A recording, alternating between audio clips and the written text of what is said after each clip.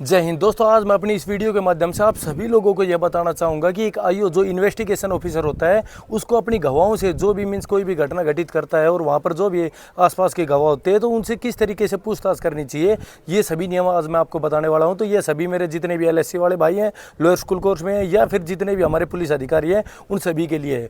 तो सबसे पहले गवाह से पूछताछ करते समय हमें सबसे पहली बात ध्यान में रखनी चाहिए कि जितने भी गवाह हैं उन गवाहों को अलग अलग करके पूछताछ करनी चाहिए। ये नहीं कि एक कमरे में बैठा कर सभी से एक साथ पूछताछ करें।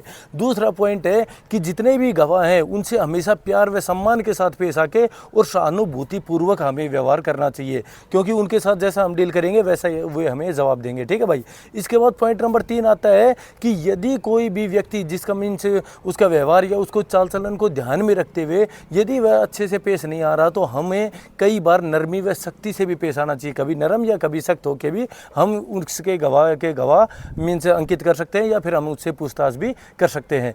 इसके अलावा मैं आपको बताना चाहूँगा कि जो भी निष्पक्ष या फिर ईमानदार कोई व्यक्ति है, साफ छवि वाला कोई व्यक्ति है, सरपंच, लंबड़दार, चौकीदार वगैरह ऐसे कोई व्यक्ति है और उनसे हम पूछताछ कर रहे हैं और वो साफ साफ अपने बयान अंकित करवाना चाह रहा है और बिल्कुल ईमानदारी से अपना मीन्स जो भी बातें घटित हुई है उसको वर्णन कर रहा है, तो उसके हमने बिना देरी के बयान को अंकित कर लेना चाहिए। उससे ज़्यादा पूछताछ या ज़्यादा सख्ती या नरमी से पेश नहीं आना चाहिए। इसके बाद बात आती है पॉइंट नंबर 5 की जब हम किसी भी सच्चाई का पता लगा रहे हैं तो सच्चाई का पता ही लगाते समय हमें हमेशा धैर्यपूर्वक व्यवहार करना चाहिए। ये नहीं कि अपना आपा खुद ये कोई झूठ बोल रहा है उसके ऊपर मारने चढ़ गया या फिर गाली गलौज करने लग गया, तो ऐसे कभी भी आपका इन्वेस्टिगेशन मीन्स केस सोल्व नहीं होगा। तो हमेशा धैर्यपूर्वक पेश आना चाहिए। इसके बाद हमें पॉइंट नंबर 6 में देखना चाहिए कि एक्चुअल में जो गवाह है वो जो घटनाक्रम हुआ है उसकी पुष्टि कर भी रहा है या नहीं, या फिर आपको वैसे मैनिपुलेट मीन्स गुमराह करने की कोशिश कर रहा है और ही किसी बातों में उलझाया जा रहा है और ही कोई बयान अंकित करवाया जा रहा है। मीन्स घटनाक्रम के संबंध में मीन्स एक्चुअल में वो कोई भी गवाही दे रहा है या नहीं। ठीक है। इसके बाद पॉइंट नंबर 7 आता है